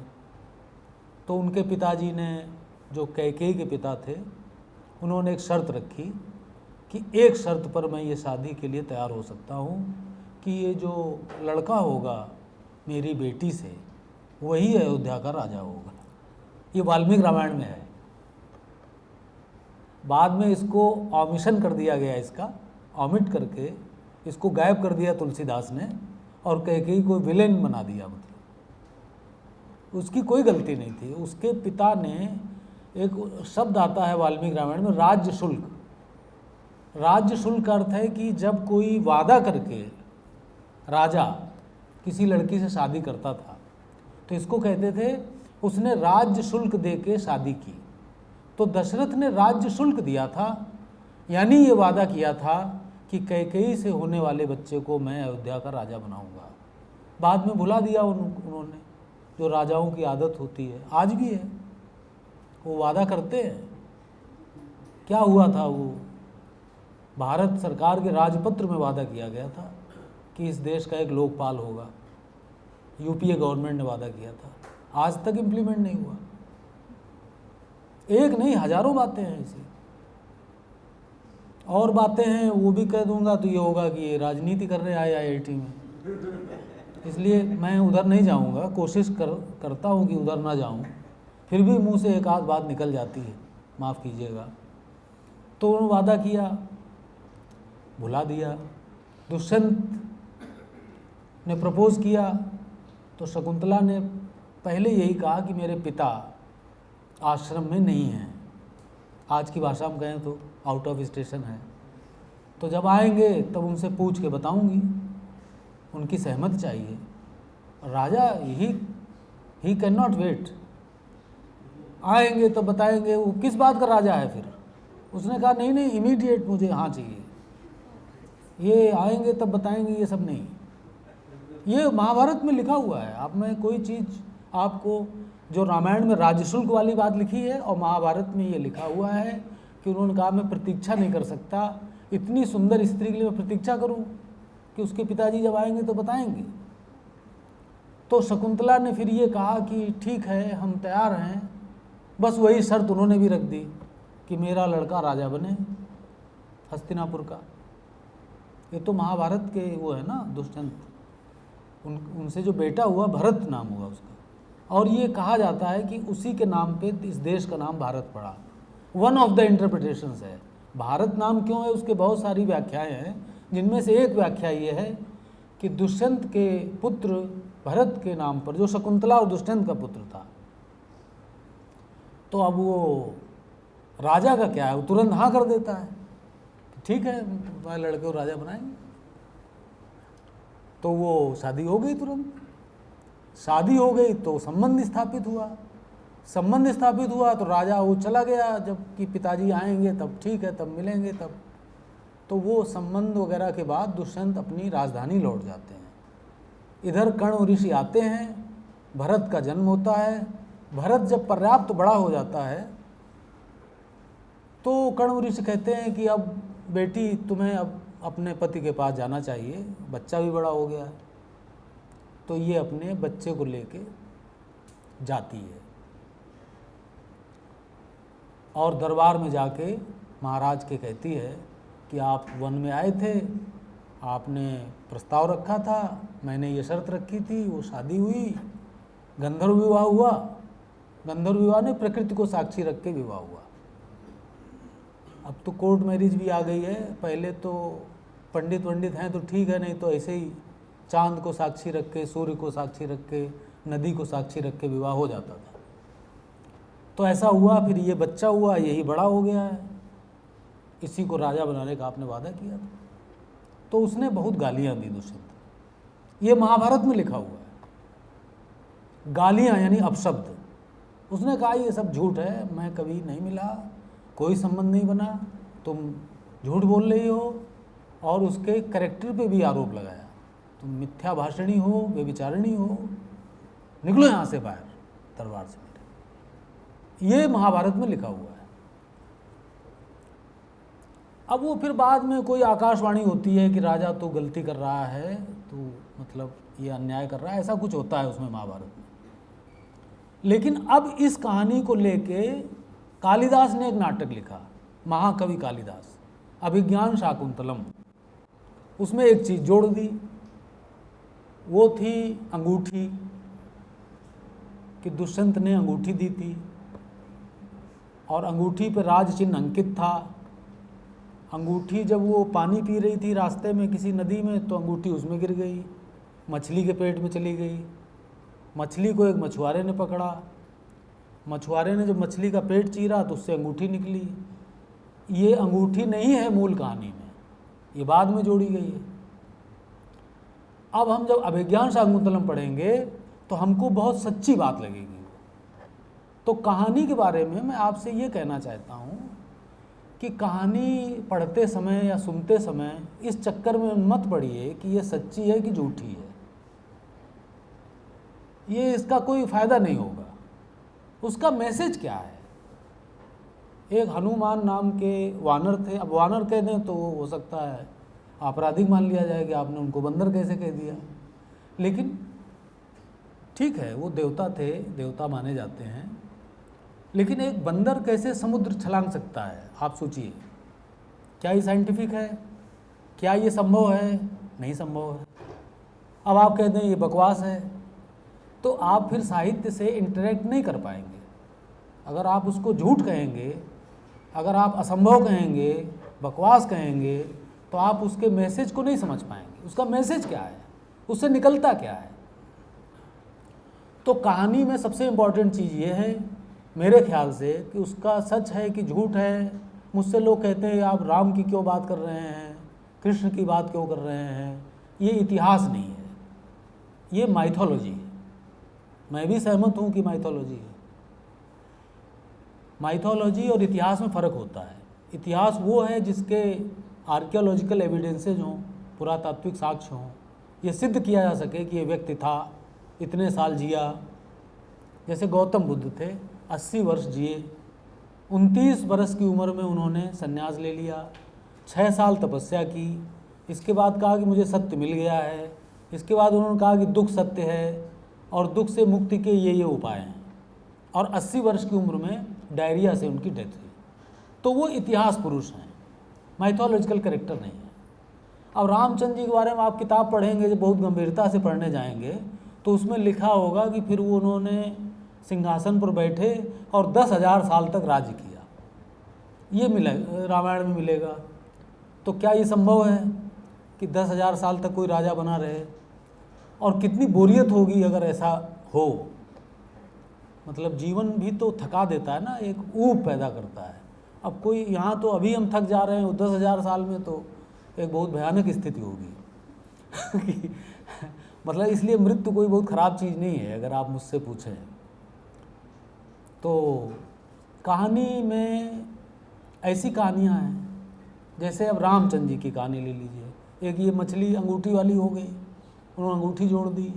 अंगूठी मछुआरे को मिली, मछुआरे ने राजा को ले जाकर दे दी। तब राजा को अंगूठी देख के ध्यान आया कि शकुंतला तो सच बोल रही थी, और शकुंतला को उन्होंने निकाल दिया है, वो फिर कहीं रहने लगी है। फिर वो राजा उसको बुलवा लेते हैं। ये अभिज्ञान शाकुंतलम में है। और राम में क्या है? एक राम हैं तुलसीदास के, उनके पास वो रथ ही नहीं है, और वो रथ में बैठ के रावण आया तो विभीषण ने कहा कि आपके पास तो रथ ही नहीं है, और ये तो भाई साहब इसमें बैठ के आ गया, कैसे इससे जीतेंगे? मेरा भाई तो बड़ा बलवान है। उसने उसका अपमान भी किया था, लात मार के दरबार से निकाला था उसको, और अपने बड़े भाई के पराक्रम को वो जानता था। तो बड़ी मार्मिक चौपाई है वो। रावण रथी बिरथ रघुवीरा, देख विभीषण भयो अधीरा। और उसने राम के पास जा कहा कि ही विधि जितब वीर बलवाना। अब इसमें एक एडजेक्टिव है वीर, यानी विशेषण है, वीर माने बहादुर है ये। फिर एक और एडजेक्टिव है बलवान है। दोनों का अर्थ लगभग एक है, लेकिन 2 बार क्यों आया? क्योंकि उसको असर्ट कर रहा है, वो उस पर इसरार कर रहा है, उस पर जोर दे रहा है कि ये बलवान है। उसको 2 बार कह रहा है कि ही विधि जितब वीर बलवाना। कैसे जीतेंगे इसको? ये तो बहुत वीर है, बलवान है। तो राम मुस्कुराए, और राम ने मुस्कुरा कहा कि ये ही जय होई सो सेंदन आना। सेंदन संस्कृत शब्द है, सेंदन का अर्थ है रथ, कि जिस रथ से जीत होती है वो रथ तो दूसरा ही है, वो तुमने देखा ही नहीं है। और फिर उन्होंने कहा कि जो रथ जिससे जीत होती है उसके जो पहिए हैं वो सत्य और शील के पहिए होते हैं, इसके शौर्य और धैर्य के। सौरज धीरज तेहि रथ चाका, सत्यशील दृढ़ ध्वजा पताका। कि जिस रथ से विजय होती है उस रथ में शौर्य और धैर्य के पहिए लगे होते हैं, और सत्य और चरित्र की पताका लगी होती है। तो राम मुस्कुरा रहे हैं, कॉन्फिडेंट हैं, कोई दिक्कत नहीं, हम जीतेंगे। और वही राम आधुनिक काल में निराला जब कविता लिखते हैं, हमारे समय के आधुनिक समय के कवि, आज से 70-80 साल पहले थे वो, तो जब वो कविता लिखते हैं राम पर, तो उसमें राम रो रहे हैं। एक दिन का युद्ध हो चुका है और रात का समय है, और राम विचलित हैं, और राम कह रहे हैं कि रावण भारी पड़ रहा है युद्ध में, और हम जीत नहीं पाएंगे, इसमें हार जाएंगे हम। और 2 बार उनकी आंखों से आंसू निकलते हैं।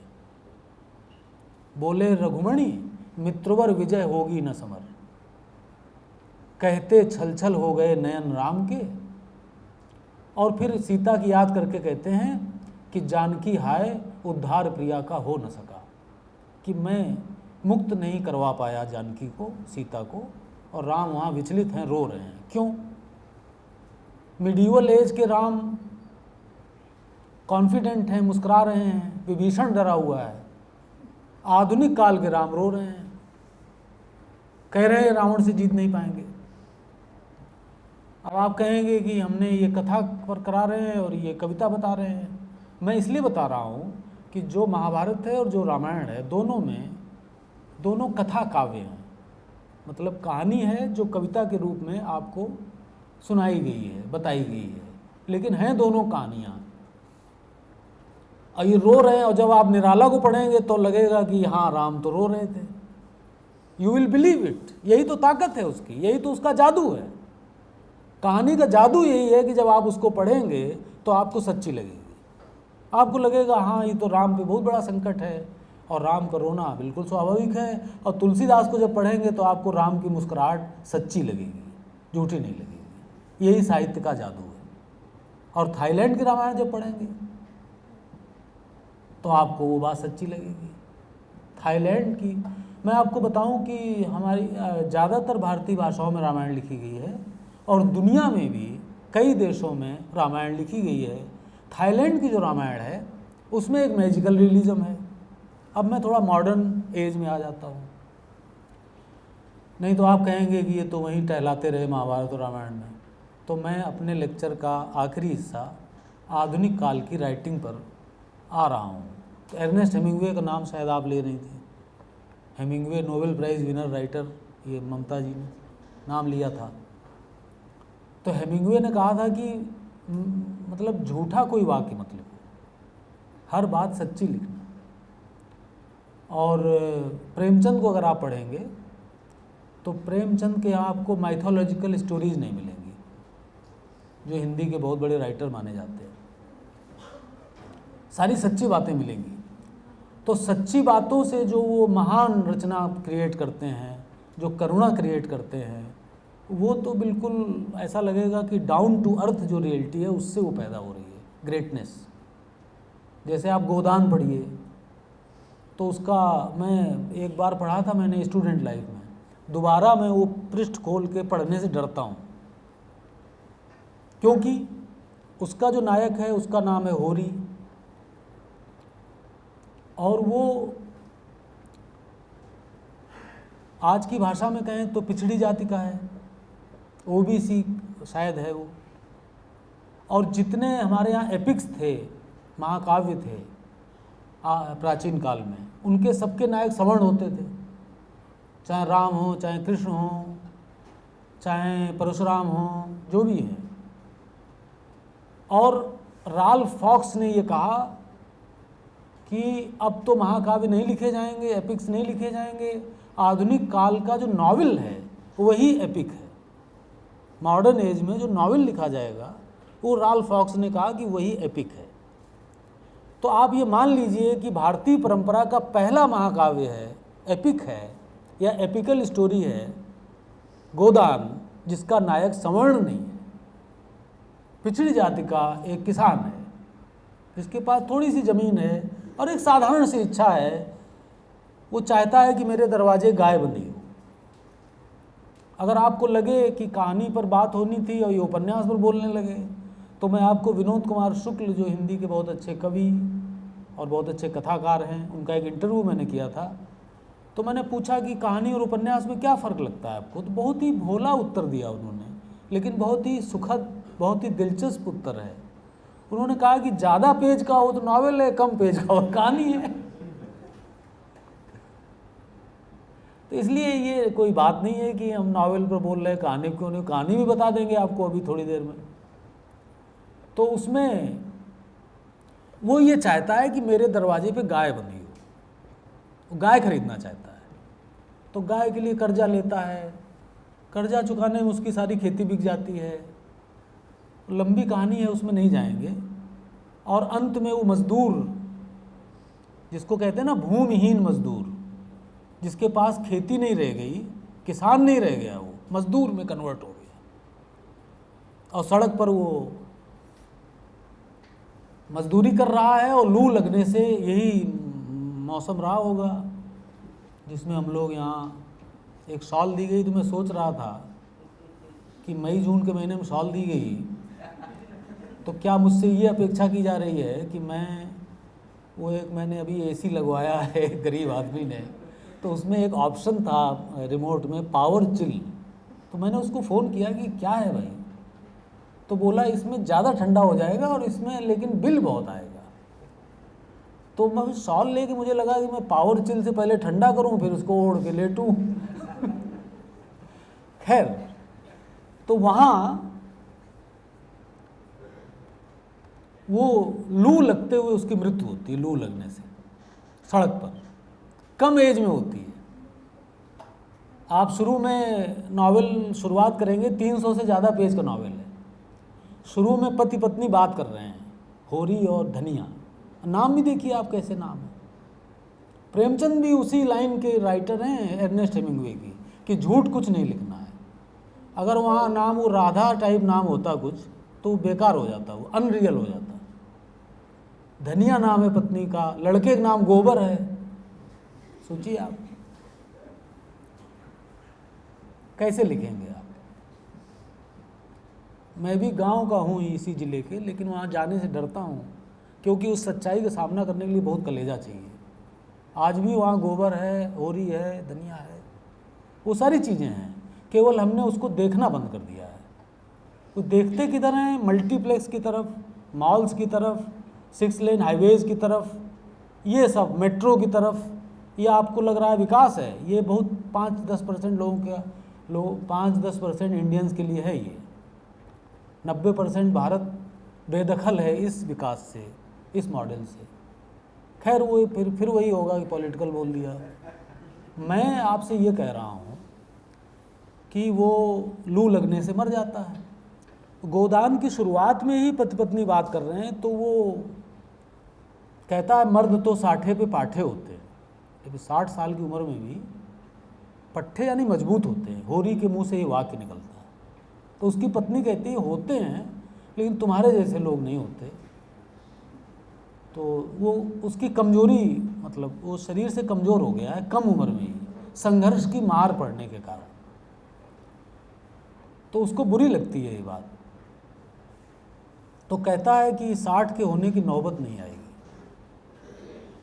ये गोदान की शुरुआत में है, आप पढ़ें कभी तो शुरुआत में ही जो बड़ी राइटिंग होती है उसकी, जैसे फिल्म आप देख रहे हैं तो आपको कुछ उसमें लगने लगता है कि इसमें आगे चल के क्या होगा। तो शुरू में संवाद से ही आपको लगता है कि आगे चल के कोई दुर्घटना होगी, और वो 40-45 की एज में डेथ हो जाती है सड़क पर लू लगने से। और डेथ के समय जो वो धनिया से कहता है वो वाक्य मुझे याद रहते हैं एज इट इज़। और जब भी याद करता हूँ, किसी लेक्चर में कोट करता हूँ, तो आंखों में आंसू तो आ ही जाता है। ये गोदान की ताकत है, ये प्रेमचंद की ताकत है। और वो वाक्य है अब रो मत धनिया, जो मैं अभी कह रहा था कि 10,000 साल तक राजा रहने का क्या मतलब है। वो आदमी तो 40 साल की उम्र मरते समय कह रहा है अब रो मत धनिया, कब तक जिलाएगी, सारी दुर्दशा तो होगी। ये लाइफ है, लाइफ पर इससे बड़ी बात क्या कही जा सकती है। अब रो मत धनिया, कब तक जिलाएगी, सारी दुर्दशा तो होगी। लोग कहते हैं कि ये कहानी है, वो कविता है। मैं तो फ़र्क ही नहीं कर पाता हूँ। जैसे ये 3 लाइनें, ये कविता क्यों नहीं है? कविता है ये, इट इज़ पोइट्री। अम्बेडकर की राइटिंग्स का जो हिस्सा जिसमें बहुत डेंस और बहुत ही स्ट्रांग और बहुत ही मार्मिक वाक्य वो लिखते हैं, वो कविता की तरह लगते हैं। कोई चीज़ जब बहुत सघन हो जाती है, बहुत मार्मिक हो जाती है, बहुत सुंदर हो जाती है, तो कविता हो जाती है। तो ये गोदान की कहानी हो गई। और थाईलैंड की रामायण में क्या हुआ? मैजिकल रियलिज्म जिसको आजकल कहा जाता है, जो आपको गैब्रियल गार्सिया मार्केज, स्पेलिंग तो उसकी है मार्क्वेज, लेकिन उच्चारण सही उसका जो स्पेनिश जानते हैं उनसे मैंने पूछा, तो मैंने कहा यार इसको कैसे कहेंगे, ये तो स्पेनिश में कैसे बोला जाएगा, मार्क्वेज हम लोग कहते हैं। उनका नहीं, मार्केस, मार्केस है, स्पेनिश में मार्केस है। तो मार्केस से बड़ा तो कोई राइटर, मतलब अगर आप मुझसे पूछें, अगर आप उनको पढ़ें मार्केस को, तो आपकी दुनिया बदल जाएगी। कोई एक कहानी पढ़ लीजिए, कोई एक नॉवेल पढ़ लीजिए, तो आपको लगेगा अरे ये तो बहुत बड़ा राइटर है। और उसमें मैजिकल रियलिज्म है। मैजिकल रियलिज्म को हिंदी में कहते हैं जादुई यथार्थवाद। और इसका भी वही अर्थ है जो अभी मैं कह रहा था कि आपको लगेगा कि ये तो हो ही नहीं सकता है, लेकिन जो हो नहीं सकता, जो फैंटेसी है, जो असंभव है, उसके माध्यम से राइटर किसी संभव को बता रहा है आपको। जैसे उसमें एक कहानी है उनकी, एक छोटा सा नॉवेल है, उसमें एक उसकी हत्या हो रही है लड़के की, शहर के बीचों बीच, और उसकी माँ बहुत दूर उसी शहर में, एक कानपुर में मान लीजिए परेड में हत्या हो रही है, और विकास नगर में एक रसोई में माँ खाना बना रही है, और अचानक वो देखती है कि रसोई की नाली में खून बहता हुआ आ रहा है। तो वो जान जाती है कि ये मेरे लड़के का खून है, उसका मर्डर हो रहा है। ये है मैजिकल रियलिज्म। तो हिंदी के में एक बहुत बड़े राइटर हुए निर्मल वर्मा। तो नैनीताल में मैंने एक, जैसे आप वर्कशॉप 1 दिन की या 1 घंटे की शायद कर रहे हैं, और मुझे उम्मीद है, मैं आशा करता हूँ कि मन से कर रहे होंगे, एक धूमिल सी आशा करता हूँ। लेकिन हम लोग तो 24 दिन की वो किए थे, चूँकि टीचर हैं तो रिफ्रेशर कोर्स कहलाता है वो, हम लोगों के लिए अनिवार्य होता है। तो रिफ्रेशर कोर्स किया था 24 दिन का, तो उसमें निर्मल वर्मा आए थे। तो वो जब बोल लिए तो वही जैसे ममता जी बोल रही हो, कोई सवाल आप करना चाहें, तो सवाल जब करने का समय आया तो हम लोगों ने पूछा कि सर मैजिकल रियलिज्म क्या होता है।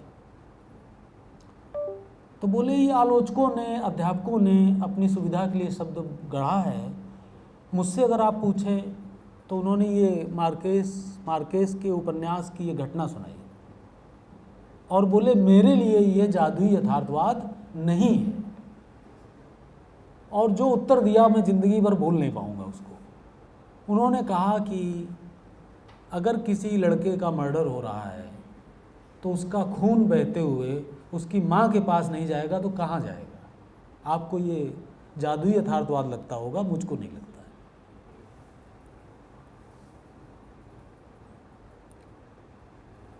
मेरे एक रिलेटिव की डेथ हुई थी, तो वो रीजेंसी हॉस्पिटल में हुई थी आज से 25 साल पहले, और उसके शायद 7th फ्लोर या कहीं हुई थी ऊपर, और लिफ्ट से जब मैं नीचे आया तो उनकी पत्नी जो मेरी बुआ जी थी, उन्होंने पूछा कि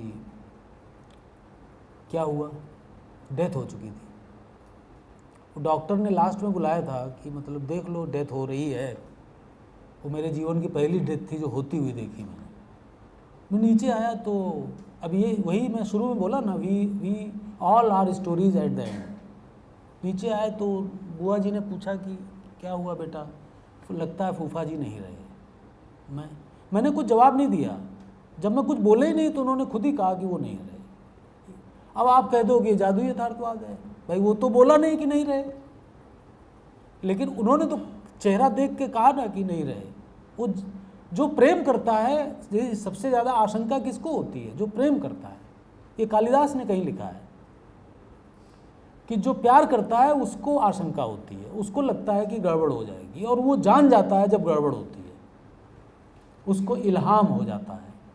अब इसको आप जादुई यथार्थवाद कह दीजिए तो कह दीजिए। अब थाईलैंड की रामायण में एक ऐसी घटना हुई जो कि मुझे आधुनिक काल की जो मैजिकल रियलिज्म है उससे मिलती जुलती घटना लगती है। उसमें क्या हुआ कि रावण ने लाल कालीन बिछाया। इस बच्चे को कोई दिक्कत तो नहीं बेटा? बोर हो रहे होंगे। तो उसने लाल कालीन बिछाया अयोध्या से लेके लंका तक, रेड कारपेट, और सीता जी को प्रपोज किया कि आप इस पर चल के आइए लंका, और मैं आपसे प्रेम करता हूँ। अब ये ऐसा रेड कारपेट तो संभव नहीं है, लेकिन वो जादुई यथार्थवाद है। सीता जी उस रावण की विद्वत्ता से प्रभावित थी, थाईलैंड के रामायण के अनुसार। यहाँ तो बहुत गालियाँ देती हैं हमारी रामायण में, और प्रभावित हो के वो रावण की विद्वत्ता से, उसके व्यक्तित्व से, उसके प्रेम के प्रस्ताव से वो कुछ कदम चली लंका की ओर, और चली तो उन्हें राम की याद आई कुछ देर बाद, और उन्हें लगा कि ये गलत है, राम के प्रति अन्याय है, राम के प्रति निर्ममता है, और ये सोच के वो आधे रास्ते से वापस अयोध्या लौट आए। और एक दिन एकांत में राम से उन्होंने बताया कि ऐसा ऐसा हुआ था, मैं प्रभावित हुई, मैं थोड़ी दूर तक गई, लेकिन फिर मुझे तुम्हारी याद आ गई तो मैं लौट आया। राम ने क्या किया, तलवार निकाली और सीता जी का गला काट दिया। ये मैंने अपनी आँखों से नहीं पढ़ा है, लेकिन दिल्ली विश्वविद्यालय में एक प्रोफेसर हैं डॉक्टर उमा राग, उन्होंने एक लेक्चर में, जैसे ये लेक्चर मेरा हो रहा है ऐसे उनके लेक्चर में मैंने सुना, तो कोई गलत तो नहीं बोला होगा ऐसी उम्मीद करता हूँ। तो ये अब इसमें चक्कर में मत पड़िए कि लाल कालीन बिछाया जा सकता है कि नहीं बिछाया जा सकता है, उन्होंने गला काटा होगा कि नहीं काटा होगा, सीता ने वो कहानी सुनाई होगी कि नहीं सुनाई होगी। इसका मैसेज क्या है? इसका मैसेज ये है कि the possibility is always there. एक पॉसिबिलिटी हमेशा है कि रावण से सीता प्रभावित हो गई हों, राम को ये बहुत बुरा लगा हो, उसको वो बर्दाश्त न कर पाए हों। अब गला तो नहीं काटा, लेकिन वनवास तो दिए ही दिया था, जो कहानी हमारे भारत में उपलब्ध है उसके अनुसार। तो वनवास देना भी बर्दाश्त न करना ही है। तो कहानी में इम्पॉर्टेंट चीज़ है कि उसका मैसेज क्या है। तो बातें बहुत सारी हैं और अनंत बातें मैं कर सकता हूँ, लेकिन मैं एक कहानी से अपना वक्तव्य समाप्त करता हूँ।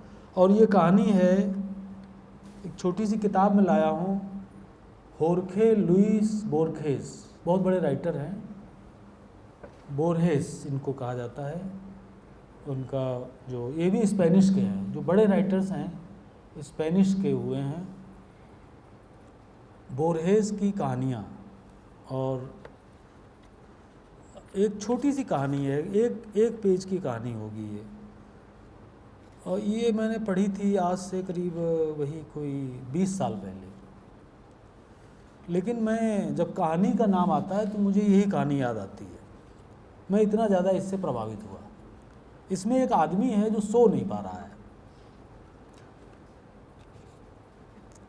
रात में उसने सोने की कोशिश कर रहा है, बिस्तर पर लेट गया है, लेकिन उसको नींद नहीं आ रही है और वो करवटें बदलता है। कहानी जरूरी नहीं है कि 10 पेज की हो, 1 पेज की भी हो सकती है। अभी वो ममता जी ने कहा कि कुछ 8 या 10 शब्दों में बताइए आप, शायद यही कहा ना, तो 1 लाइन की भी कहानी हो सकती है। 1 लाइन की कविता के कवि हुए हैं एंतोजियो पोर्चिया। उन्होंने कहा कि मैं 1 लाइन की ही कविता लिखूंगा, और 1 लाइन की कविताएं उनकी मैंने पढ़ी तो बड़ा प्रभावित हुआ मैं। उसकी एक कविता है, मैं भूल नहीं पाता हूँ, 1 लाइन की है कि आंसू पर कुछ है कि तुम आंसुओं की नदी नहीं देख पाते। 1 लाइन की कविता सुना रहा हूँ। तुम आंसुओं की नदी नहीं देख पाते क्योंकि उसमें तुम्हारे अपने एक आंसू की कमी है। 1 लाइन की कविता सुनाई मैंने, 1 लाइन की कहानी मैंने अभी मैं सोच रहा था ममता जी से सुन लेंगे बाद में, प्रोग्राम के बाद। लेकिन 1 लाइन की कविताओं का संग्रह पूरा का पूरा पोर्चिया का हिंदी अनुवाद में अशोक वाजपेयी ने अनुवाद किया है, वो उपलब्ध है हिंदी में।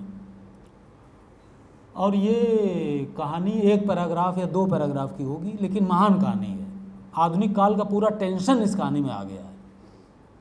कितना आज की लाइफ कॉम्प्लिकेटेड है, कितनी तनावपूर्ण है, कितनी यातना उसमें है, इस कहानी में आ गई है केवल 1-1.5 पैराग्राफ में। एक आदमी करवटें बदल रहा है, सोने की कोशिश कर रहा है, फिर वो एक सिगार जलाता है, नींद नहीं आ रही है तो सिगार जलाता है। इसके बाद थोड़ा बहुत पढ़ता है। ये भी डॉक्टर लोग कहते हैं ना, नींद ना आए थोड़ा पढ़ना चाहिए, जब थक जाएंगे तो अपने आप आ जाएगी। तो वो सिगार जलाता है, थोड़ा बहुत पढ़ता है, फिर लाइट ऑफ कर देता है, लेकिन नींद नहीं आती है। देखते देखते 3 बज जाते हैं। अब वो उठ के बैठ जाता है। वो पड़ोस में रहने वाले अपने एक दोस्त को जगाता है और उसको विश्वास में लेकर बताता है कि वो सो नहीं पा रहा है, और वो पूछता है कि कैसे सोएं। तो वो दोस्त कहता है कि थोड़ी दूर टहल आओ, तब तक जब तक थक न जाओ, और इसके बाद एक चाय पीकर फिर लाइट ऑफ करके वो लेटने का सुझाव देता है, तब शायद नींद आ जाए। वो इस पर पूरा अमल करता है, लेकिन नींद उसे तब भी नहीं आती है, वो फिर से उठ बैठता है और एक तीसरा अटेम्प्ट करता है, डॉक्टर के पास जाता है। और डॉक्टर जैसा कि होता है, कहानी में ये वाक़या आ रहा है कि जैसा कि होता है, डॉक्टर अपनी दवा के बारे में लंबी चौड़ी बातें करता है, लेकिन वो व्यक्ति उसके इलाज से भी सो नहीं पाता है। अब सुबह के 6 बज चुके हैं। 6 बजे इन्होंने आशा छोड़ दी कि नींद नहीं आएगी। मैं तो 3, साढ़े 3 या 4 बजे के आसपास मैं आशा छोड़ देता हूँ। इन्होंने तो काफ़ी धैर्यशाली निकले कि 6 बजे तक वेट किया। 4 बजे तक नहीं आती तो फिर मैं समझ जाता हूँ कि रात खराब हो गई है। और डॉक्टरों के बारे में क्या कहूँ, डॉक्टर जैसे कि मुझको थोड़ा बहुत ये प्रॉब्लम है ब्लड शुगर की, लेकिन वो जैसे एक्सरसाइज करने से या परहेज़ करने से वो जब इसके बाद टेस्ट कराते हैं तो वो ठीक निकलता है, कंट्रोल रहता है शुगर। तो मैंने अपने एक मित्र से कहा कि मैं अब सोच रहा हूँ कि किसी एंडोक्राइनोलॉजिस्ट को दिखा ही लूँ, क्योंकि इस तरह से स्वयं अपनी चिकित्सा करना खतरनाक भी हो सकता है। तो उन्होंने बड़ी अच्छी बात कही, बीच में याद आ गई, चूँकि डॉक्टर का जिक्र है इस कहानी में। दिलचस्प बात है, मैं सोचा आपको बता दूं। बोले नहीं, उसके कमरे में अगर जाओगे तो वो दवा लिखेगा, क्योंकि वो बैठा ही इसके लिए है वहाँ। और अगर कमरे के बाहर मिल लोगे तो कह सकता है कि एक्सरसाइज और परहेज़ वगैरह से सब ठीक रहेगा। तो फ्रेंडली अगर कोई बातचीत संभव हो तो वो कमरे के बाहर हो सकती है, लेकिन कमरे में वो दवा ही लिखेगा। महात्मा गांधी ने जो किताब लिखी है ना, हिंद स्वराज, उसमें एक चैप्टर है वकील और एक चैप्टर है डॉक्टर। तो आप यंग लोग हैं, आप उन दोनों चैप्टर्स को ज़रूर पढ़ लीजिएगा। एक बिन मांगी सलाह दे रहा हूँ, दोनों का सारांश बता देता हूँ कि इनसे बचे रहने में ही ज़िंदगी का सुख है। अगर आप वकील से बच जाएं और डॉक्टर से बच जाएं। तो डॉक्टर अपनी दवा के बारे में लंबी चौड़ी बातें करता है, लेकिन वो व्यक्ति उसके इलाज से भी सो नहीं पाता है। अब सुबह के 6 बज चुके हैं, वो पिस्तौल में गोली भरता है और अपने भेजे को उड़ा देता है। इसके बाद के 2 सेंटेंस के साथ कहानी ख़त्म है। और इसके बाद जो सेंटेंस है वो हिला देता है कि वो व्यक्ति मर गया है, लेकिन वो अभी सो नहीं पाया है। अनिद्रा रोग एक अमर रोग है, और कहानी का टाइटल है अनिद्रा रोग। तो ये मेरी बातें थी कहानी लेखन के बारे में, और मैं बिना किसी तैयारी के आपके सामने आ गया था, क्योंकि हमारे एक ज्ञान रंजन जी हैं, हिंदी के वरिष्ठ कथाकार हैं, पहल के एडिटर। तो उन्होंने 1-2 बार, मैं जब तैयारी करके 8-10 पेज लिख के ले गया और लेक्चर दिया, और कई बार उन्होंने बिना तैयारी के मुझे बोलते सुना। तो एक दिन मुझे बुलाया, बोले तुम लिख के मत लाया करो तुम बिना तैयारी के अच्छा बोलते हो। तब से मैं लिख के और तैयारी वैयारी करना बंद कर दिया मैंने। तो ये जो उन्होंने कहा वो कह रहा हूँ, क्योंकि आत्म प्रशंसा को तो मैं अपराध मानता हूँ, लेकिन मैं तैयारी क्यों नहीं की उसका उत्तर दे रहा था। तो बहुत शुक्रिया कि मुझे आपने इस लायक समझा कि इतना समय दिया। आजकल कहने का समय है, सुनने का समय नहीं है। ये हर आदमी कह रहा है, और देश का जो सबसे ताकतवर आदमी है वो सबसे ज़्यादा कह रहा है, सुन कुछ नहीं रहा है। आपने ऐसे कठिन समय में मुझको थोड़ी देर सुना, इसके लिए बहुत आभारी हूँ, और आपने इस लायक समझा। शुक्रिया बहुत बहुत।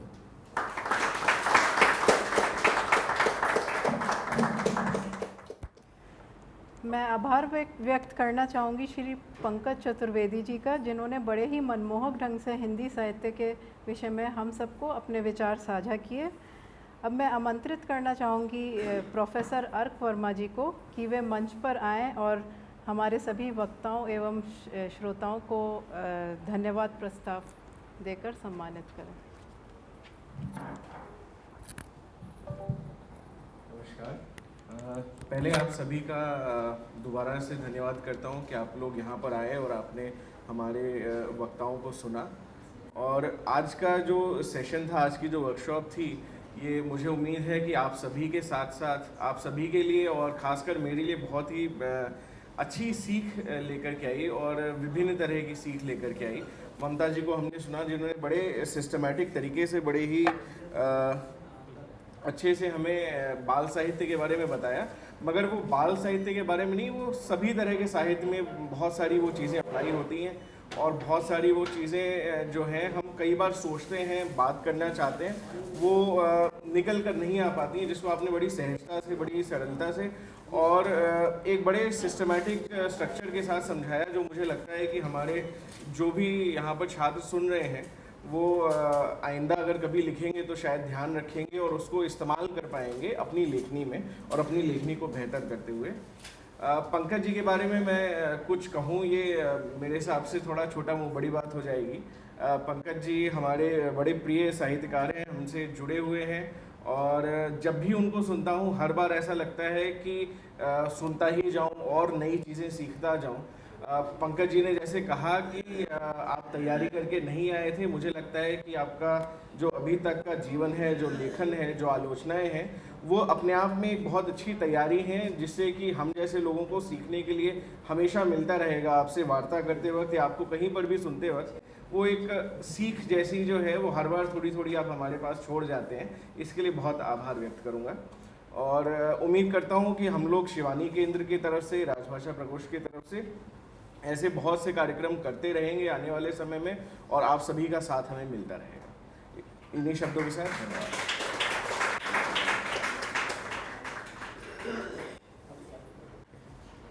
मैं कांतेश जी से निवेदन करूंगा कि ये मेमेंटो दे करके ममता जी का और पंकज जी का स्वागत करें।